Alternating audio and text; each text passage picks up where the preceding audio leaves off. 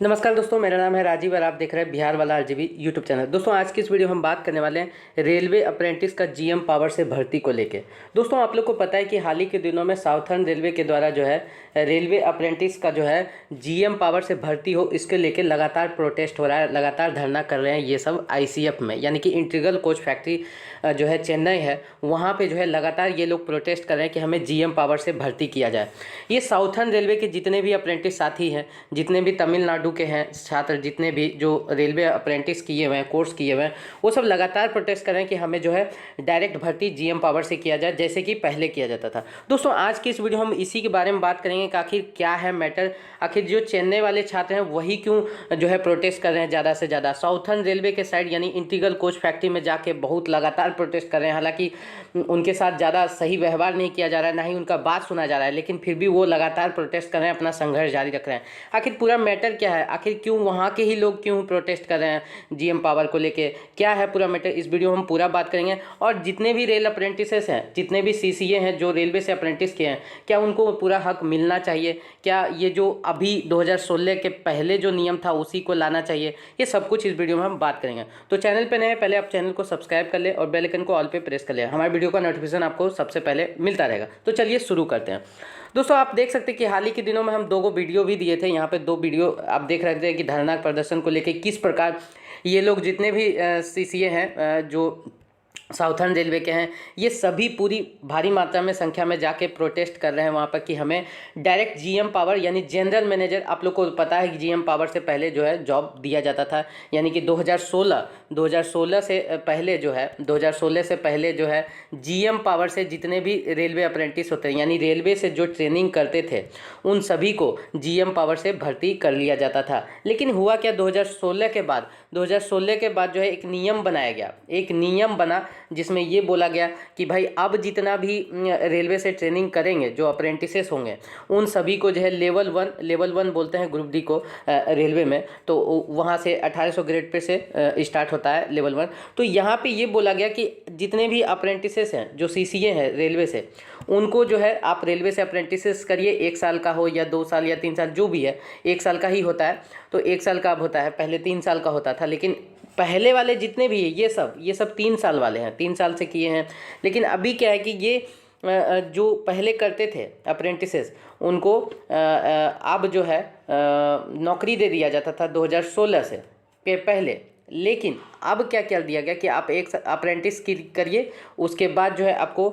जो लेवल 1 का भर्ती निकलेगा यानी ग्रुप डी का भर्ती निकलेगा, उसमें आपको 20% रिजर्व कर दिया गया है सीट। यानी सपोज दैट जैसे आप लोग को पता है 2019 में वैकेंसी आया था 1 लाख समथिंग के आसपास, तो उसमें 20,000 जो सीट है वो अप्रेंटिसेस का था, और इसमें लड़ाई किए। उसके बाद जिनका भी सिलेक्शन हुआ, जो क्वालिफाइंग नंबर पार किए, यूआर हो, ओबीसी हो, ये सब, उसके बाद उनको ज्वाइनिंग दिया गया। हालांकि बीच में पहले पेट भी था, यानी फिजिकल पहले होता था, लेकिन 2019 के बाद ही ये पेट वाला भी ख़त्म कर दिया गया। तो ऐसा प्रोसेस है, लेकिन एग्ज़ाम इनको देना है, एग्ज़ाम देके ही इनका नौकरी होगा। दोस्तों ये नियम था। लेकिन 2016 से पहले का क्या सीन था, 2016 के पहले जो सीन था वो ये था कि 2016 से पहले आप जो है ट्रेनिंग करिए, आप ट्रेनिंग कर लिए, उसके बाद आप ट्रेनिंग रेलवे से कर लिए, उसके बाद जो है जहाँ से भी किए, जैसे कि आप लोग को बता दें कि जहाँ से भी किए, लोको सेट से किए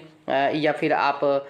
वर्कशॉप से किए, वहाँ पे लोको सेट हो या वर्कशॉप हो, अब जहाँ से भी किए वहाँ पे रिकॉर्ड रहता था सारा कुछ। तो यहाँ पे जैसे ही सीट खाली हुआ, उसके बाद जो है आपका यहीं पे ज्वाइनिंग करा दिया जाता था जीएम पावर के द्वारा। तो दोस्तों अभी हम चलते हैं पूरे मुद्दा पे और उसके बाद आपको दिखाते हैं कि क्या हो रहा है। दोस्तों आप देख सकते हैं कि यहाँ पे आप देख सकते हैं जितने भी ये रेल अप्रेंटिसेस हैं, ये साउथर्न रेलवे के अप्रेंटिसेस हैं, सीसीए हैं, ये सभी जो है लगातार जो है धरना प्रदर्शन कर रहे हैं कि हमें भाई जीएम पावर से भर्ती दिया जाए, जीएम पावर से हमको भर्ती किया जाए। दोस्तों आप देख सकते हैं वहाँ की जो बड़ा जो मीडिया है, जितने भी बड़ा चैनल है, वो सभी कवर नहीं कर रहे हैं। जो लोकल हैं, जैसे कि तमिलनाडु के जितने भी लोकल आपको बता दें, कुछ मीडिया लोग सपोर्ट कर रहे हैं, जिसमें कि आप देख सकते हैं ये है, और कुछ भी है चैनल जो कि सपोर्ट कर रहे हैं और उनका जो है वीडियो दे रहे हैं। लेकिन बड़ा जो चैनल है, जैसे कि बड़ा जितने भी हैं, आज तक हैं या फिर एबीपी न्यूज़ है, ये सभी जो चैनल हैं ये सपोर्ट नहीं कर रहे। हालांकि ये तो सपोर्ट कर ही नहीं रहे, ये सरकार के खिलाफ तो बोलने के लिए तैयार ही नहीं है। इनका तो आप देख ही सकते हैं कि ये सरकार के खिलाफ बोलना नहीं चाहते हैं। तो दोस्तों आपको बता दें कि अभी क्या हो रहा है कि ये लोग जो अप्रेंटिसेस धरना करें, इसका कारण क्या है कि ये जो जितने भी अप्रेंटिसेस हैं, हुआ तो ये है कि 2016 के बाद भी जो है अप्रेंटिसेस जो है ट्रेनिंग किए हैं, आपको बता दें। लेकिन आपको एक चीज़ बता दें कि यहाँ पे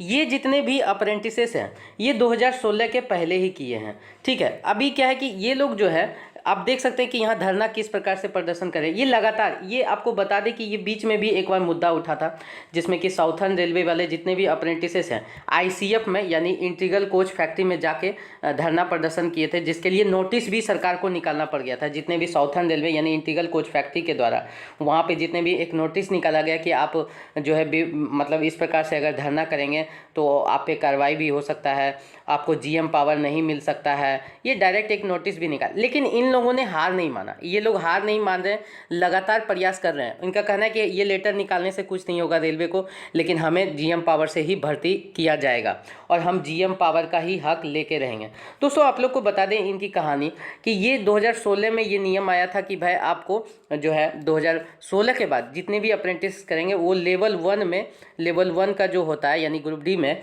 आपको 20% का रिजर्वेशन दिया जाएगा। यानी कि 20% का रिजर्वेशन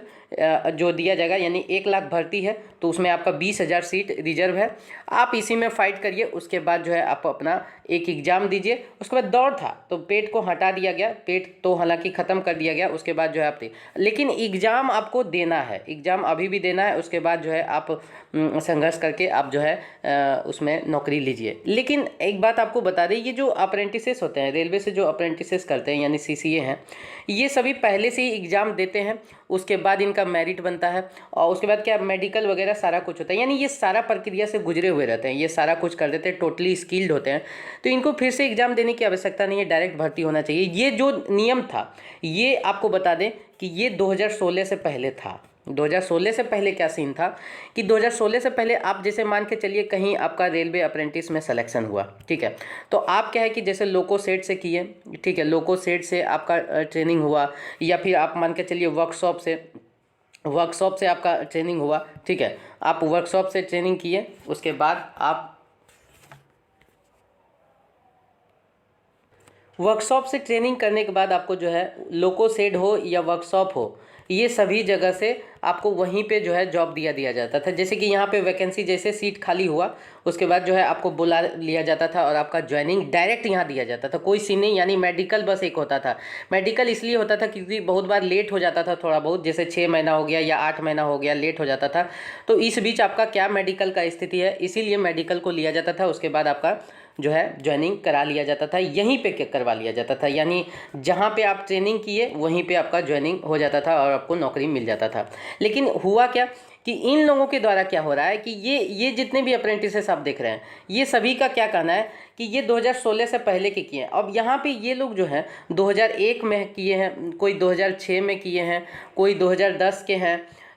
2012 के हैं, इस प्रकार से बहुत पहले के जो है अप्रेंटिसेस हैं जो ट्रेनिंग किए हुए हैं। अब बता दें इन लोगों का कहना है कि ये लोग जो है इन सभी के साथ में ही बहुत सारे अप्रेंटिसेस हैं जो बैच के हैं जिनका कि ज्वाइनिंग हो गया था, यानी कि उनको नौकरी दे दिया गया था, लेकिन इन लोगों को नौकरी नहीं दिया गया। ये लगातार प्रदर्शन कर रहे हैं कि इसीलिए हमें भी डायरेक्ट भर्ती दिया जाए, जीएम पावर से जो है बहाल किया जाए। तो ये अपना हक के लिए लगातार प्रोटेस्ट कर रहे हैं, संघर्ष कर रहे हैं। इनकी बात को नहीं भी सुना जा रहा है फिर भी ये